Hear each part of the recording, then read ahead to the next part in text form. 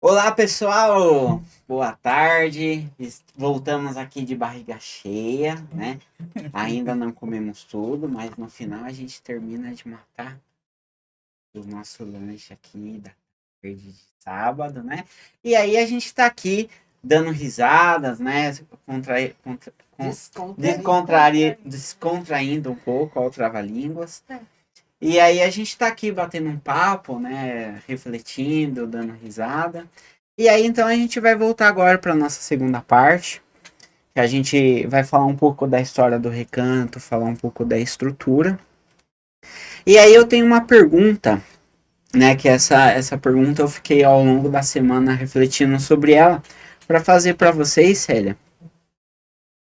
Além da responsabilidade, né, de a gente ter uma de ter uma instituição, né, da gente criar um ambiente, como a gente falou na primeira parte, que proporcionaliza toda uma estrutura, né?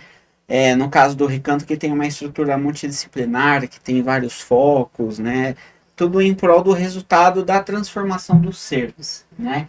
E assim, eu sempre estou trazendo a referência do Antônio, né, para a gente ter fazer o link, né? E é exatamente isso que a gente conversou, né? Como que é esse negócio de desenvolver o ser, né? E aí, então, a gente está aqui tendo uma referência, tendo um exemplo, né? Tudo que a gente falou do ensinamento pelo exemplo, etc e tal. Bom, dentro disso, existe, lógico, um desafio, né? De como deve ser considerado e passar esses valores para gerações futuras, que é a partir do exemplo, né? Tendo isso, passar para gerações futuras significa estruturar algo, estruturar um pensamento, né? Como a Adriana fala. Nesse caso, não é tomar posse, mas é criar ferramentas para que as pessoas possam absorver isso de uma forma pedagógica, né? Igual a gente falou aqui de algumas situações que você trouxe, né? Quando a gente fala, olha, a pessoa vai ter um treinamento de planilha, porque esse treinamento complementa o que ela aprendeu ali na questão da planificação ou coisa do tipo. E aí, então a gente cria estruturas, né? A gente cria metáforas de vida, né? Que a gente vive uma coisa, mas aquilo que a gente viveu, a gente adquiriu esse conhecimento, serve para a gente espelhar e co-criar para outras situações da nossa vida, das nossas personalidades.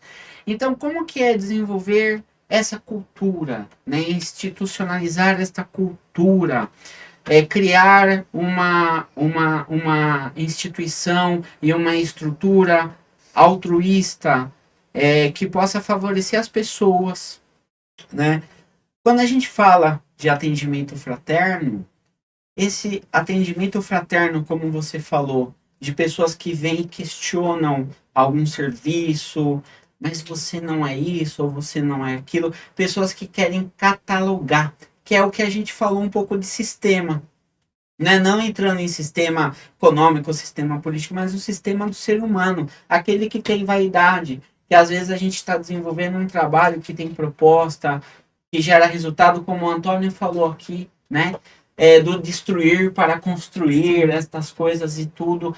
E como que é a gente pegar essas pessoas, né? Que precisam adentrar essa cultura, e como é criar essa oportunidade, né? Então, eu acho que é a reflexão. Agora, nessa parte, para a gente entrar, falar sobre a história do Recanto, os trabalhos do Recanto, é esse pensamento. Como que é desenvolver essa cultura, criar essa cultura, institucionalizar esta cultura e a gente transformar, pelo exemplo, seres altruístas. Olha, não é nada fácil, como nada é fácil mesmo nessas questões, né, nesse caminho. Uhum. Mas, até porque quando a gente está lidando com pessoas pouco instruídas e com experiências muito limitadas, né, porque elas não tiveram as oportunidades, por exemplo, nós tivemos, né, de uma escola onde você tinha professores que traziam, né, algumas questões para você construir junto, né? E muitos são semi-analfabetos. Então, a gente tem oportunidades, muitas oportunidades, quando você lê um livro, quando você vai no cinema, assiste um filme, quando você vai num teatro, né? Você tem a oportunidade de ir construindo no seu intelectual informações que vai agregando ao seu ser, né? A sua pessoa. Essas pessoas não têm essa oportunidade, né? Elas têm uma limitação muito grande de acesso a uma série de coisas. E ainda quando você disponibiliza esse acesso, elas não têm o intelecto preparado para absorver, ou até para interpretar aquilo e aplicar no seu dia a dia. Né? Que a gente às vezes fala, a pessoa sabe ler, mas não sabe interpretar um texto. Por que não sabe? Né? Porque é aquela, como é que se diz, o analfabetismo funcional. Ela sabe ler, mas só. Ela não tem elementos para absorver o que é aquilo, o conteúdo daquilo, efetivamente. Então, é bem difícil. A gente tem que ir de tijolinho por tijolinho fazendo essa construção. A instituição, ela traz isso, ela tem esse papel, e cada momento a gente identifica alguma dificuldade específica, e aí não dá para ser uma coisa tão individualizada, a gente vê no todo, e aí a gente busca um caminho para suprir aquilo de alguma maneira, né? Eu já tive a oportunidade de passar filme lá para eles, né? A gente vai lá no auditório, já passei filme. Eu, na medida do possível, às vezes eu trago um poema, falo, gente, vocês entenderam uma música? Né? E a gente vai trabalhando com eles uma forma bem sutil de abrir um pouco a mente, fazer com que eles olhem do lado, olhem para trás. E a terapia traz isso de uma forma brilhante. Porque eles param de olhar só para o umbigo deles, para os problemas deles, e começam a olhar. E todo mundo está passando por muitas coisas muito parecidas, pelo que eles passam. Então, não é exclusividade deles. Aquele sofrimento, aquela dor. E é legal quando você falou do filme, coisas assim, né? Porque é dar a cultura também, né? Mostrar o que existe no mundo. Quando a gente fala de livros, de música, de qualquer outras espécies, das mais variadas formas, né? Que mostra que ela faz parte do todo, né? Que ela está dentro do universo humano, né? Eu acho que é importante tem a questão que a gente, infelizmente, não pode também excluir, que é a questão política, né? Que eles dependem muito das políticas públicas para assisti-los em várias questões, da política de saúde, de tudo, né? E aí entra a questão política, que eles ficam sem saber em quem votar, como votar, por que votar, né? Qual é o papel dele enquanto eleitor e qual é o papel do político. E eu falo muito de uma maneira, uma linguagem mais simples possível, óbvio, jamais vou falar, olha, vota nesse ou naquele, porque isso é uma coisa, né? Nem faz sentido.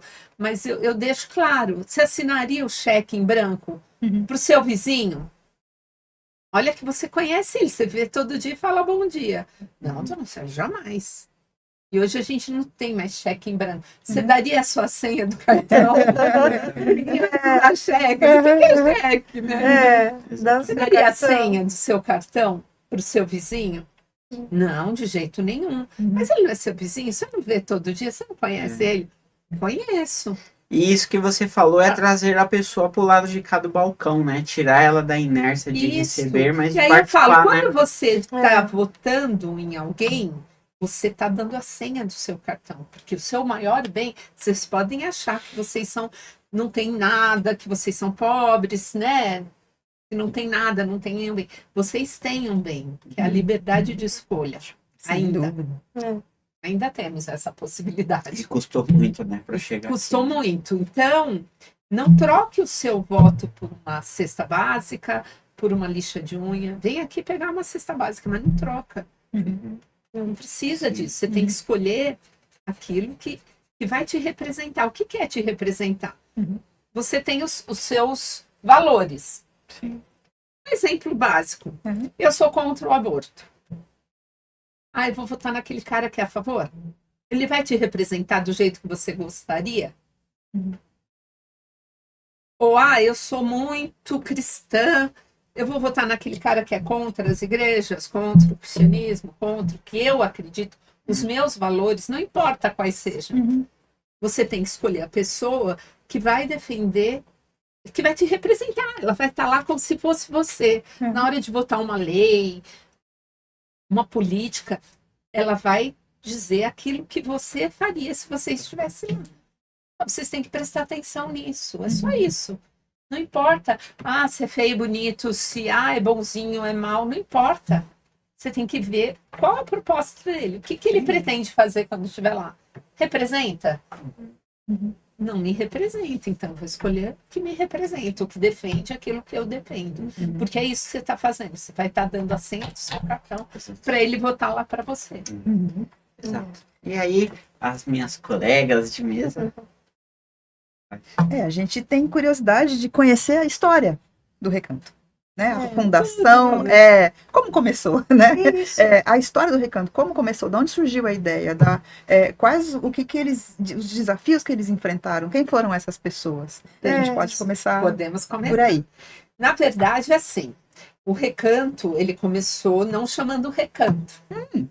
Era Templo do Cristianismo Espírita, o TCE, que vocês veem lá, que a gente coloca TCE, Recanto de Interlagos. Sim. Por que Templo do Cristianismo Espírita? Porque é uma instituição espírita, né? Começou com um tipo de mediunidade bastante incomum, que é efeitos físicos e materialização, e os médiuns que realizavam esse trabalho espiritual eram o meu sogro e o irmão dele. E começou na garagem da casa do meu marido.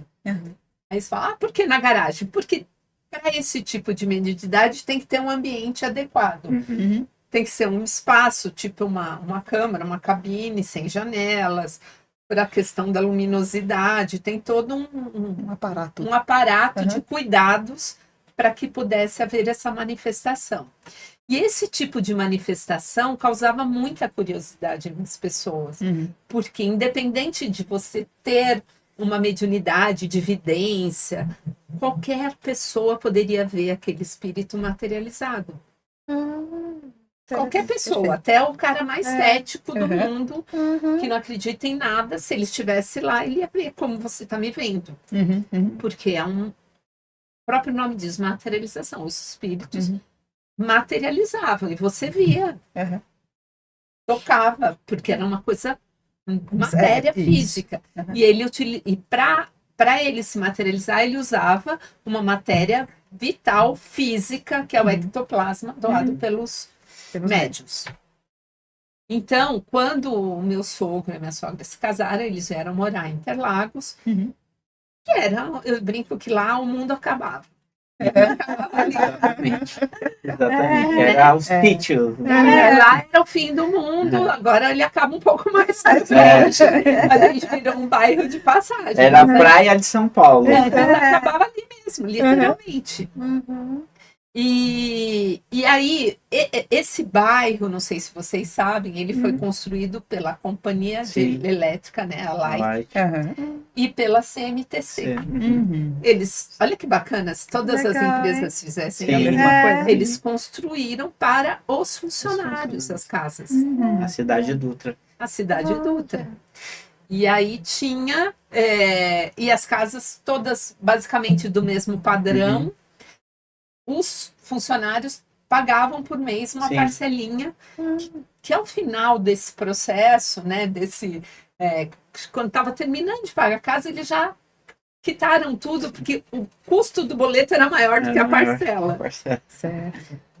Então, teoricamente, todos que moravam ali eram funcionários dessas duas empresas. Interessante. proletários, Certo. trabalhadores. Sim, Aham. Então, da companhia de ônibus, você tinha cobradores de ônibus, maquinista do Aquele bonde, do bonde. Sim. motorista de ônibus. E Só- da Light tinha todas as funções também. Sim, os funcionários da represa de Guarapiranga, da usina Tudo. Emborg. Eram todos funcionários, então logo você imagina todos Aham. assalariados, como A maioria, né? tranquilo. É. E não era diferente, o meu sogro, meu tio e os amigos que se reuniam para essas sessões de materialização na garagem da casa do meu sogro. Aham.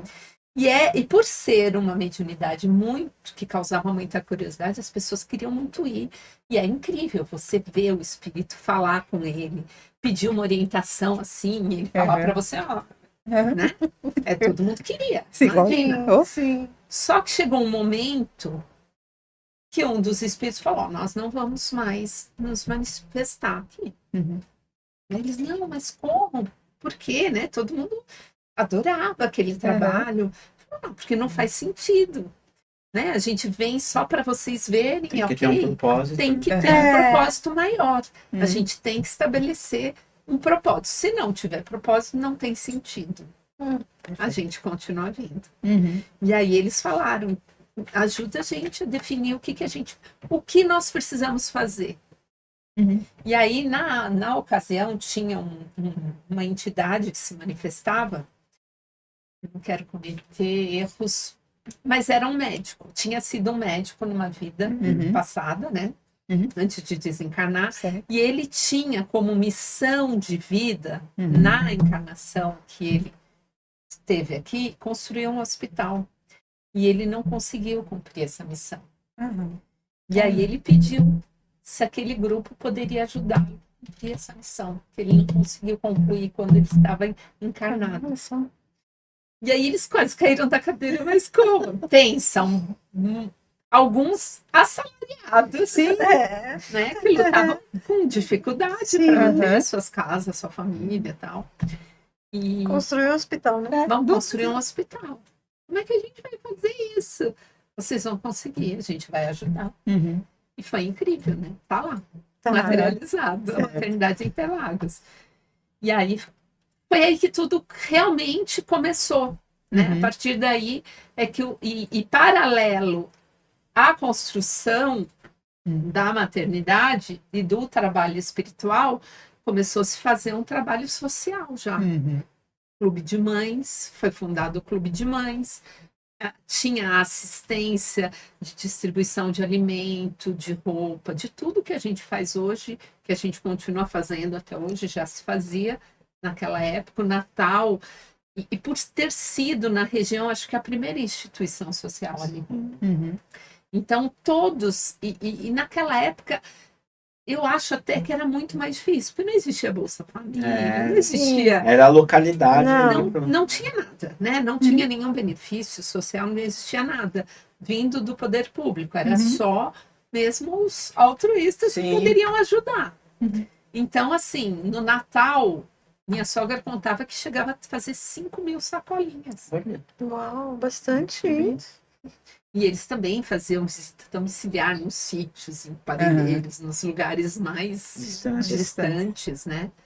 E foi assim que tudo começou. Aham. E conseguimos, né? Eles conseguiram, eu falo conseguimos porque eu estou dando Faz continuidade parte. Aham. a esse Sim. trabalho e eu me sinto fazendo parte, até porque acho que a gente vem já meio predestinado a fazer parte. Né? com Não certeza. foi o acaso que me levou até lá. Não, Uhum. sim. E aí eles conseguiram construir e foi passando tempo e vieram outras missões, outras oportunidades, outras sugestões e continuamos firmes até hoje, 68 anos de existência, Aham. né? Que a gente está lá dando continuidade a esse trabalho. Claro, materialização não existe mais, Uhum. até porque nem é uma mediunidade necessária, porque desgasta muito o médium Sim. fisicamente, porque ele doa energia vital, Aham. e não tem mais essa necessidade, né? Tem Do sentido. teste Como de é- Santo Tomé, eu só É. acredito vendo. Aham. Porque Sim. hoje as pessoas já acreditam Sem na dúvida. Sim. espiritualidade, né? Sim. Elas não precisam mais ver para crer ou E é Você não como precisa mais E é disso. como foi o começo, né? Até a garagem, quando você contou a Exatamente. história.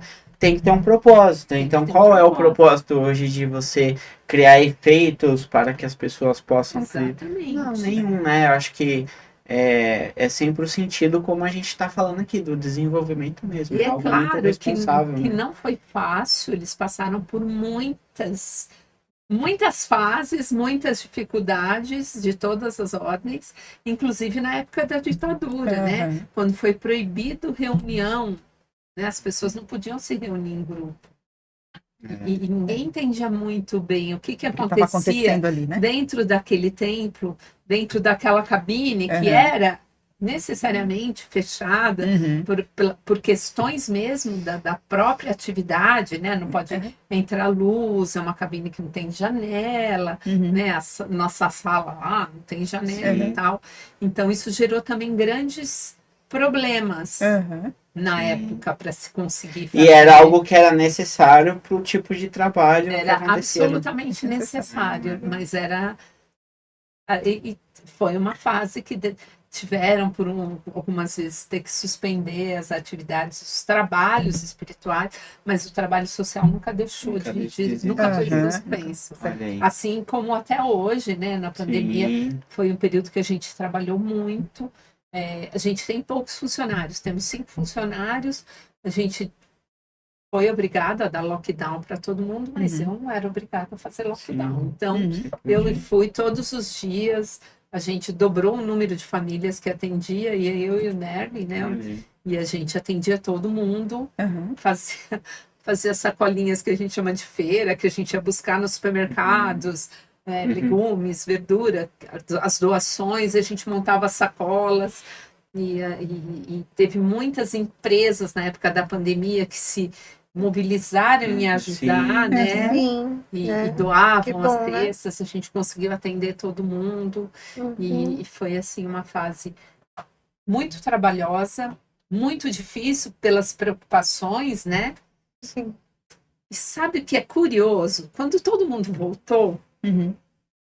que a gente abriu, né, o portão, podemos agora nos reunir novamente, depois que passou a pandemia, aquela coisa do distanciamento, tudo já tinha, né, amenizado. Então, na primeira vez que eu reuni todo mundo, deu 100 pessoas ali no pátio. Uhum. Nossa. Um pouquinho mais, umas 120 pessoas. Uhum. Né? Porque acho que eles estavam com ansiedade de poder se Sim, juntar de novo. E ainda eu tinha organizado as cadeiras pulando, uma sim e uma não. Certo. Não deu, não rolou. Não deu certo. Então, todo mundo sentou um do lado do outro, seja o que Deus quiser. E o curioso, são famílias que moram dentro de casas muito pequenas, que dividem um espaço, às vezes, mãe e pai, 5 filhos, Certo. né? Dividem um 15 espaço metros. pequeno. Uhum. E que também não tiveram como fazer lockdown. É. Eles tinham que ir para a rua buscar ajuda, porque, tipo, a mãe era diarista, parou de trabalhar porque a patroa falou, ó, não vou querer Certo. até tudo isso passar, e ela não tinha renda. Aí o pai era, tipo, pedreiro, Uhum. então ele ficava, ele tinha que sair para fazer os bicos, estourou encanamento na casa de não sei quem. Uhum. Ele ia, Uhum. né? Então, não fizeram um lockdown Adequado. adequado. Uhum. E a primeira coisa que eu fiz, gente, que bom ter vocês aqui. Eu quero saber se alguém aqui perdeu alguém da família, né, nessa pandemia. Uhum. Ninguém. Eu falei, não, gente, tem alguma coisa. Sim, ninguém. É. Incrível. E mesmo eu, assim, eu atendi pessoas com Covid. Eu não peguei durante toda a pandemia, atendia todo dia. Muita gente, fiz muitas, a gente quase que triplicou o número de famílias.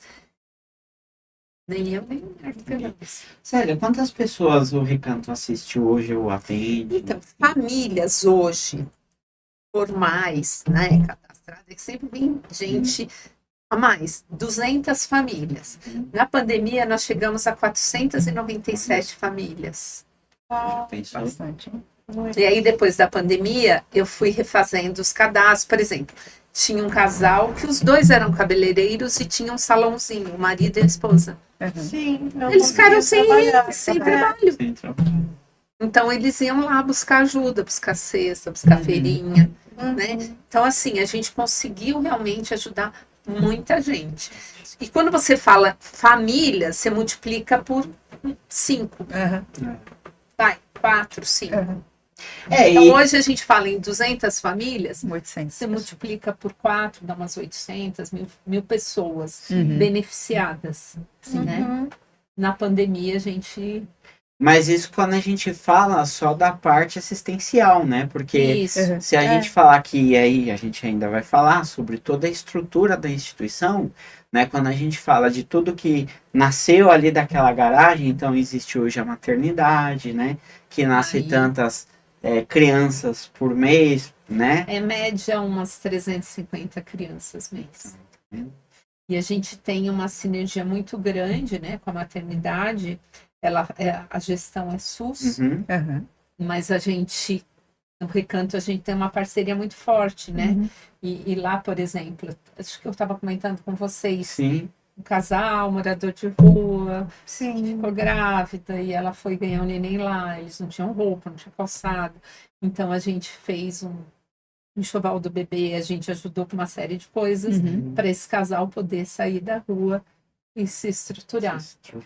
Então a gente sempre está atendendo as demandas que surgem na maternidade, que a gente possa, né, contribuir, e até de outras instituições. Porque eu acho que a gente não faz nada sozinho. Sim. E às vezes surge demanda de outras instituições, de um asilo, de não sei o quê. E a gente está sempre dividindo o que a gente tem com o outro. Isso. Sempre. Uhum. Né? Então aí se torna uma instituição multidisciplinar, né? Igual a gente tá procura. falando aqui. E além desse trabalho, dentro do trabalho também que você falou, né? Desse trabalho da espiritual, né? A partir aí da doutrina espírita, tem um trabalho assistencial, né? Que atende as famílias. Você falou das psicólogas, você trouxe o exemplo aí de questões de atendimento médico, multidisciplinar. Essa parte da assistência social no sentido de orientação, como que funciona.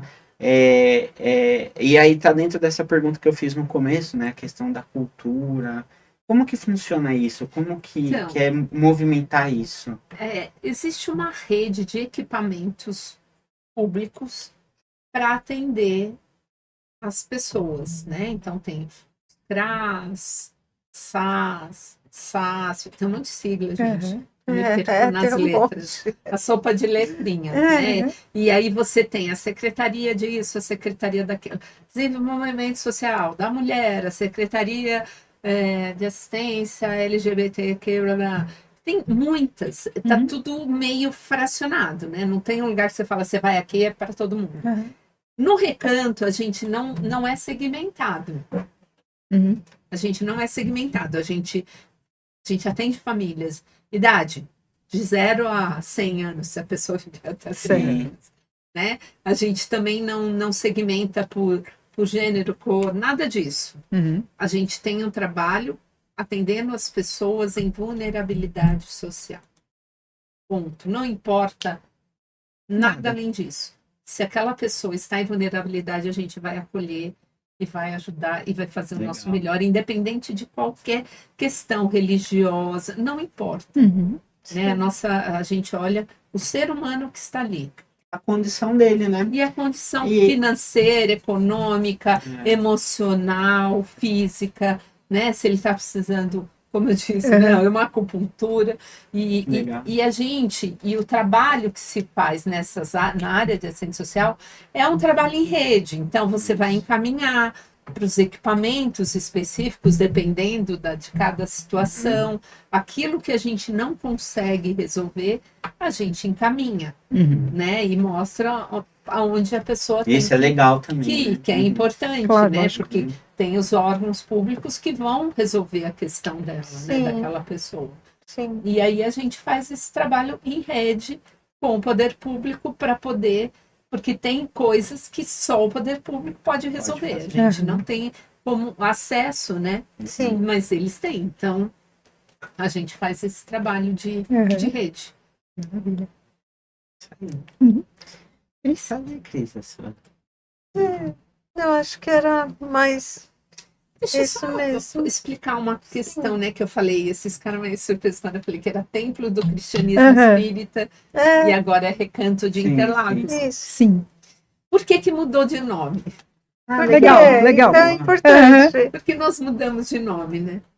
Porque na ocasião em que a gente começou a construir o lar de idosos, Sim, fala deles também. né, que era a segunda missão estabelecida para o grupo, né? Depois da maternidade era a construção de um lar de idosos que está desde os 30 anos em obra. É muito difícil fazer as coisas, né, sozinha. Sozinho que eu digo sem investidores, né? Enfim.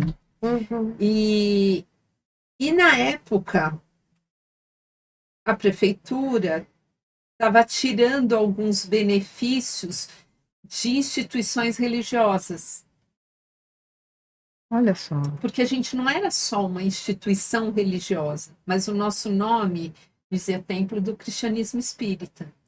E mesmo a gente fazendo um trabalho social e as instituições sociais têm alguns benefícios de imunidade de IPTU, Sim. de algumas outras questões. Até porque a gente está fazendo uma parte que o Estado não dá conta de fazer, Uhum. né? Sim. E aí começou uma guerra contra as instituições religiosas. Existe isso até hoje, se a gente for Sim. considerar, Uhum. né? E aí a gente teve que mudar o nome. E aí a gente, vamos colocar então o nome do lar de idosos que a gente está construindo para não ter esse problema, porque seria mais, já estava difícil ainda. Mais um. Se a gente perdesse alguma imunidade que a gente já tinha conquistado, a gente teria mais dificuldade para conseguir dar continuidade ao trabalho. Então optou-se por mudar o nome para Recanto de Interlagos. Sim. Olha só. Por isso, Sim. Uhum. Bacana. uma questão política, literalmente, Uhum.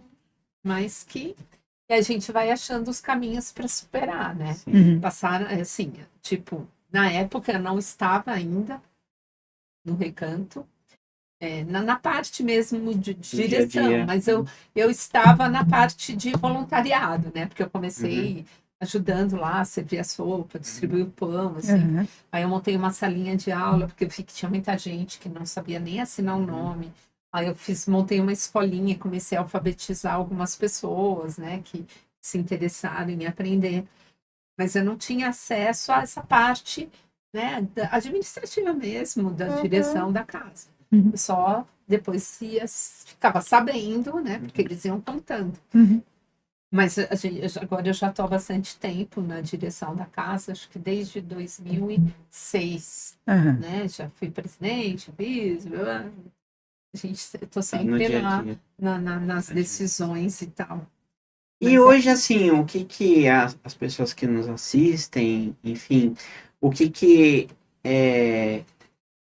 no que as pessoas podem ajudar? Qual é a parte, por exemplo, você falou do lar de idosos, enfim, algum projeto, talvez um curso, alguma coisa que vocês tenham assim em mente? O que que as pessoas podem ajudar de alguma forma? Enfim. Então, eu acho que existem várias formas, né? Muita gente fala, eu não posso ajudar porque eu não tenho dinheiro, ou eu não posso ajudar porque eu não tenho tempo, mas, gente, qualquer coisa que você puder fazer, que você tenha conhecimento, por exemplo, um exemplo básico, eu poderia ajudar nas redes sociais, na divulgação dos trabalhos do Recanto. Pode, Uhum. é uma coisa que você não vai. Você está lá mesmo, não está? Sim. Uhum. Uma contribuição, né? Contribuição. Ou tipo, olha, eu entendo muito de, sei lá, criação. Eu posso fazer um folder? Pode. Enfim, gente, qualquer coisa. Não existe ninguém que não tenha nada que possa dar de si. Eu não digo nem material, nem coisa material. Mas também, Ajuda. também, né? É. Não tem ninguém que não possa dar algo para o próximo. E muitas vezes eu falo, não precisa, se você não consegue, dá pro seu vizinho, ajuda alguém, atravessa a rua, tem uma pessoa deitada lá, leva uma jantinha para ela, uma sopinha quente, né? O conhecimento, tem É, muita coisa, e né? lá no Recanto, assim, eu sou muito aberta, sabe? A gente já teve uma época, uma psicóloga que quis fazer um trabalho de, como é que fala? Vocacional. Ah, Teste Teste vocacional. vocacional. Então, Aham. os jovens iam Olha e ela só. fez um trabalho bacana, assim, Uhum. e deu muito certo para muitos deles. Tinha uma outra amiga que ela fazia um trabalho, ela chamava, o projeto chamava Conhecer-te. É que ela mudou de São Paulo. Gente, era incrível. Ela juntava os adolescentes, era para adolescente, e ela ensinava o dia a dia. O que é um boleto? Eles não tinham ideia. Como você paga uma Legal. conta no banco? Como é isso? O que que é aquilo? Tá. E e era do dia a dia, assim, coisas do dia a dia. Ai, como é que você usa um caixa eletrônico? Então, e ela fazia um trabalho tão bacana que tinha uma escola lá perto e alguns alunos só podiam, eles só aceitavam a matrícula se tivesse no nosso projeto, porque mudava o comportamento deles. Legal. Interessante. Então, assim, tem tanta coisa, tipo, se você tem uma ideia, um projeto, uma coisa que vai agregar, vamos conversar. A gente tem espaço, tem as pessoas que precisam, e vai ser sempre um prazer enorme, tá? Uhum. Pra Projetos receber. de conhecimento, né? Como vocês têm Nós tivemos cursos. uma pessoa muito querida que frequentava lá o Recanto, e ela queria dar aula de japonês. E eu expliquei para ela, eu falei, olha, eu acho bem legal, mas eu acho difícil a gente conseguir quem queira aprender, porque a maioria das pessoas estão precisando de aula de português. É. E ela, não, mas não sei o quê, porque não é difícil. Eu falei, olha, eu só tô te avisando, é claro, é o que você quer doar, a gente aceita, Uhum. mas eu tô te avisando para você não ficar chateada e se frustrar se as pessoas começarem e desistirem, porque existem muitas dificuldades nessas questões. E, ok, ela não insistiu, aí uma senhora velhinha falou, eu quero, a outra. Mas pessoas que tinham muita dificuldade até para escrever em português, sabe? Uhum. E aí assistiu a primeira aula, na segunda já não veio. E ela ficou profundamente ofendida na época, falou para mim, por isso que as pessoas não saem do lugar, porque elas não queriam, porque não sei o quê. É. Então é aquilo que eu falei lá no comecinho, Sim. né? Até para você doar, você tem que entender o que aquela pessoa tá, qual a expectativa dela de receber aquilo. Ou qual a Uhum. condição Qual a também. É. condição? Né? Não Uhum. adianta Sem dúvida. você, ai, olha, eu vou te dar um carro. A pessoa não tem nem onde estacionar, não sabe dirigir, não tem carteira. E não Onde tem ela mora nem condições. entra carro, É, porque ela mora numa viela. E aí? Então, é complicado. também. Maravilhoso, dá um carro, ali Uhum. ela vende, ok. Só um exemplo, gente. Eu também queria ganhar um carro. Mas assim, é um exemplo. A gente tem que dar aquilo que realmente vai fazer diferença naquele momento Sim. para a pessoa e que realmente ela tenha uma expectativa de receber. Sim. É. Né? É isso. É sobre isso. É sobre isso. É isso aí. Alguma colocação? Então é isso, Célia. Para a gente fechar, se você quiser, a gente já tem divulgado os contatos, né? A gente contou bastante aqui da história do Recanto, nessa reflexão altruística, né? Deixa seu contato, como que as pessoas podem conhecer, Claro. né? Os caminhos que as pessoas podem aí talvez acessar para poder entrar em contato, doar alguma coisa, o tempo, aquilo, né, que a gente conversou aqui. O Recanto ele está localizado em Interlagos, né? Em frente à maternidade. O nosso telefone é 5666-5578. Estamos lá de segunda a sábado, né? Sábado até o meio-dia e de segunda a sexta até às 5 da tarde, das 8 às 5 da tarde. E estamos abertos para receber quem quiser lá, conhecer, ajudar, participar. Voluntários são sempre muito bem-vindos e necessários, né? E é isso. Vai ser um prazer receber pessoas querendo conhecer o nosso trabalho e principalmente pegação na manga para nos ajudar. Ajudar é bom. Né? É sempre bom. É isso aí. E sempre lembrando, né, que é transformador. Né? A nossa vida, a gente passa por dificuldades e a gente sempre sai melhor de tudo aquilo, né? E que nem eu vi essa semana, não me lembro se foi alguém falando, um texto que eu li que falava que o leite, quando ele azeda, ele se transforma em iogurte, que é bem mais caro do que o leite. É. Né? O vinho, né? A uva, quando azeda, o suco de uva, quando azeda, ele se transforma em vinho. E o vinho é bem mais caro do que o suco de uva. Né? Sim. E por aí vai. Então a gente tem que entender que às vezes a gente passa por dificuldades, né? Por vários obstáculos, mas a gente é como lapidar um diamante, né? Sim. Sem dúvida. A gente chega lá na frente muito melhor, muito mais leve, muito mais iluminado, com muito mais potencialidades para distribuir conhecimento. O vinho, o leite, quando vira iogurte, ele se transforma pela sua vivência, pela sua experiência, por ter passado por todas essas metamorfoses, né, do crescimento, da intelectualização, do instinto, do primitivo.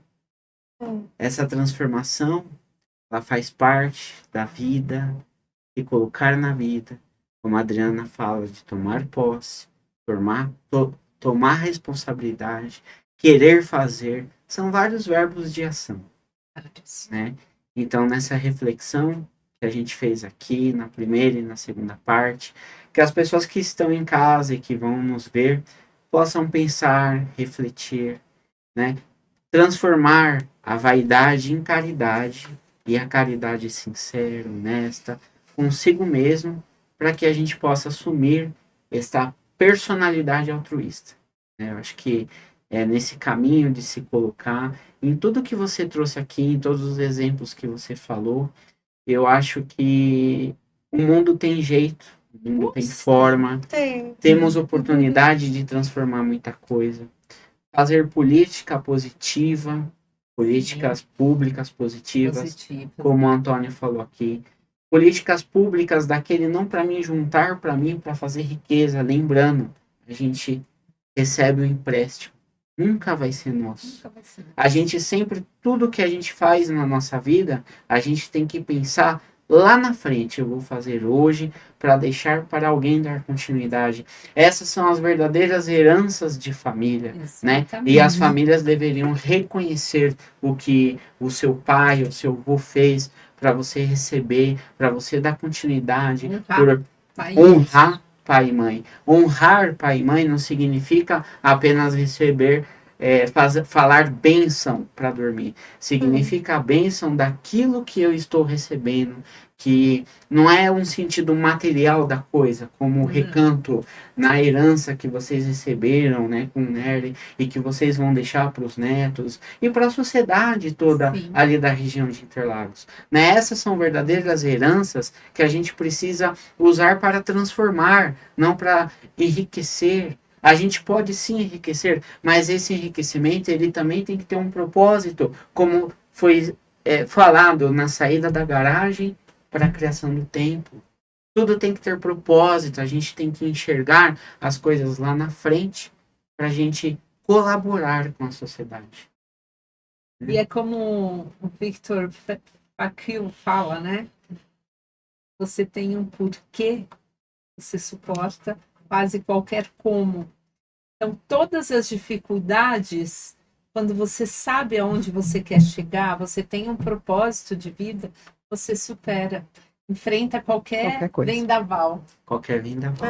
E nesse propósito, estamos aqui finalizando esse episódio, esse quarto episódio, do De Cabeça para Baixo. enxergando o mundo de uma outra forma, Uhum. de uma outra posição, para a gente encontrar a solução dos comos, para transformar o como em luz, que seja essa cidade de felicidade, de alegria, pungente, com a nossa Colorida. vaquinha Colorida. enxergando tudo no horizonte reto e ser reconhecida pela curva esférica, Uhum. que essa curva esférica, dentro do que a gente falou aqui, que seja uma curva realista da natureza do altruísmo. Tchau, tchau, pessoal. Valeu Tchau. e até a próxima. Tchau, tchau. Até. É isso. É isso. Muito bem.